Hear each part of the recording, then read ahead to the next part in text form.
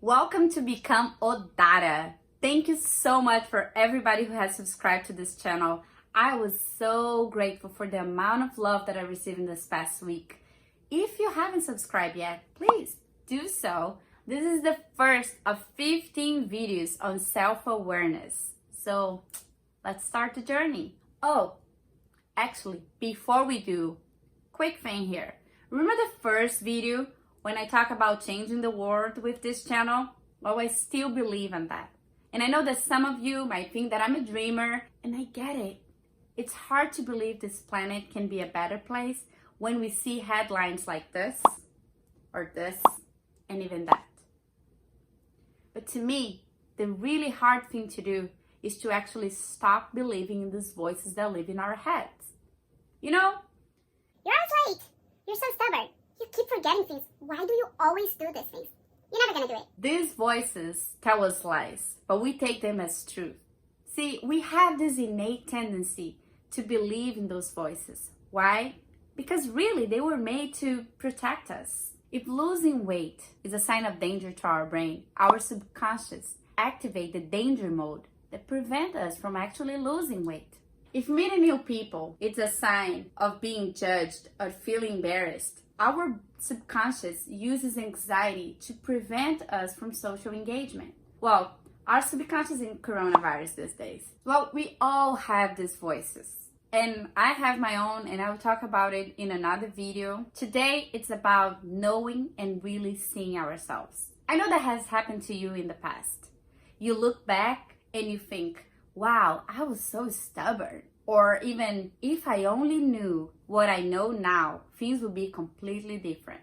Do you see? You have already changed. And now it's easy to see those changes, right? Part of the process of self-awareness is identifying those behaviors and changes in patterns of how we act in the past. We often say that we change with time, but it's not really the length of time that changed us. It's how we remember the memory that has changed. We all had disappointments. You know, when something happened and it's a really big deal, later on we realize it wasn't that big of a deal. Sometimes we don't even realize those changes, but they're really easy to see. When we're training for a job and we get a certificate, or when we go to school and get a diploma, or even when we ran a marathon and get a medal. These accomplishments are easy to identify because we have a physical reminder of our achievements, either with the medal, the diploma, or the certificate. But how do we see that we're becoming a better person? I will tell you in the next videos. There are two reasons why people change. Inspiration or desperation. That's a quote from Jim Rohn, and I absolutely love, because it's easy to see. You know, you either are deeply in love and inspired, you're passionate, so you make changes. That happens really organically.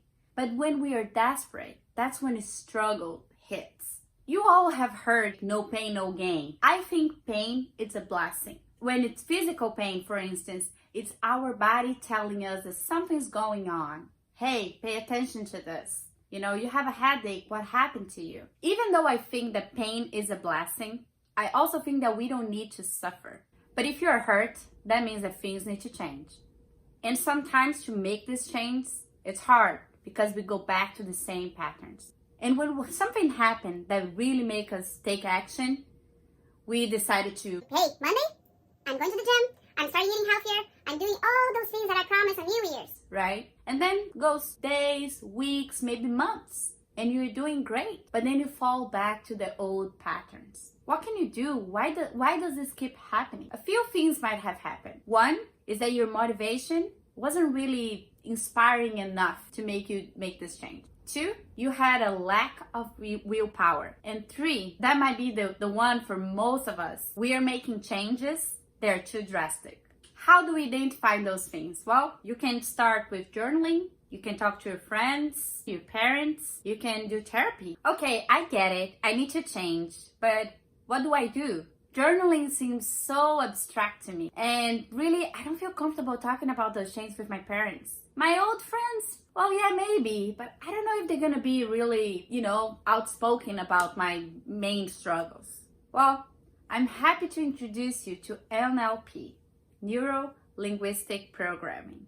NLP allows us to move beyond fixing problems onto creating possibilities. So let me break down NLP to you. Neuro is associated with our 5 senses: seeing, hearing, smelling, tasting, and touching. Linguistic comes from our language, our words, our sentence, and even our silent language, our body language, our postures, and our gestures that a lot of times can reveal some thinking styles. And programming is associated with models. Remember in my first video when I say that I share some tips and techniques with my friends, and then they share with their friends, and with the friends of our friends, and then everybody's in this journey of becoming Odara by just applying those techniques to their lives? That's exactly what programming is about.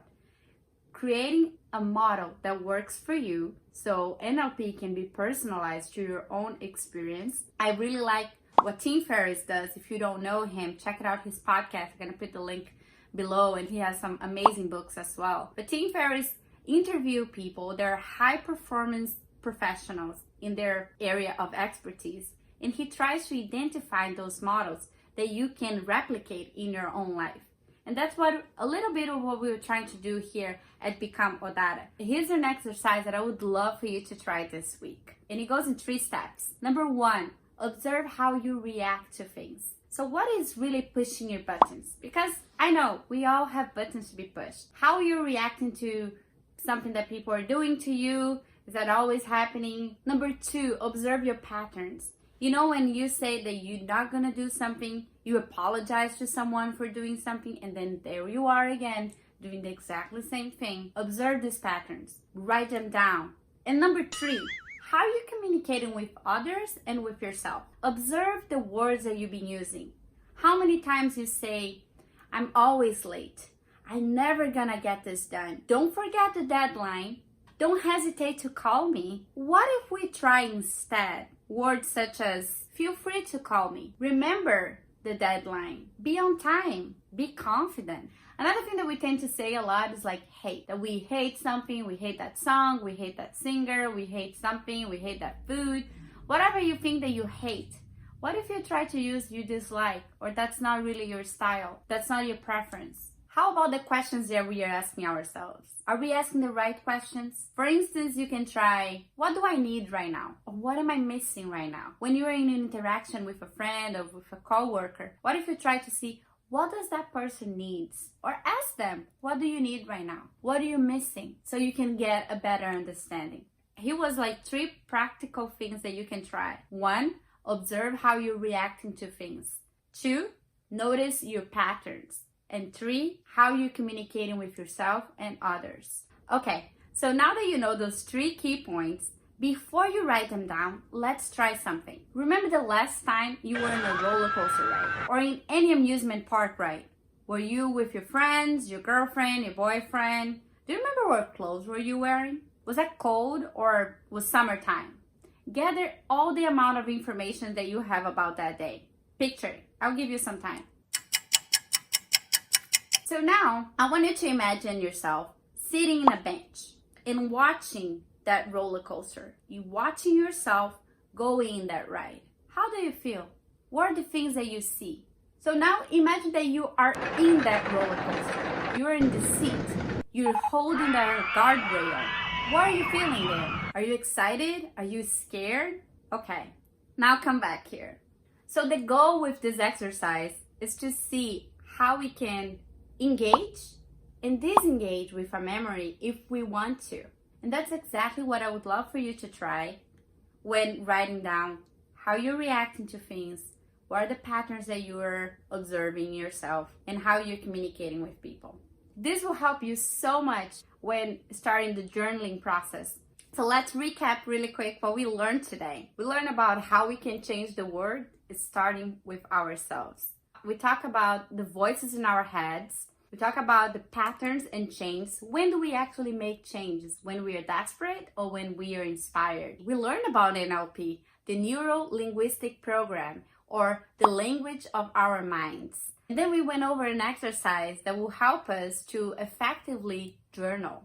But journaling is a topic for our next video. So I hope to see you next week when we are in the second part of the self-awareness package, learning how to become Odara. So come along, let's become Odara. And remember, subscribe. Is it recording? Was it recording? And then we did what? Now, before I let you go, oh, I didn't say in any moment to subscribe. And what if okay. 1, 2, 3.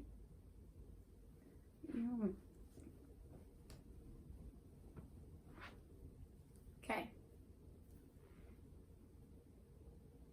On to creating possibilities. Creating possibilities. Creating possibilities. Creating possibilities. What were we thinking? No, not so big. Like, yeah. No.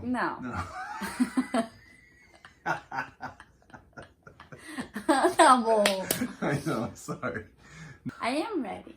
I am ready. 1, 2, 3. What am I saying?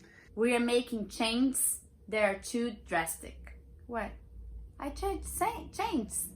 Changes. I did. Change is like almost like 2 syllables. You're saying change. Okay. So it sounds like one word. Okay. Thank you. Coming in. Jay. I don't know. What should I say there? Kiki. Chichu. Cha. Is that okay if I say coming in? I don't know. So let me say Come along. Come along.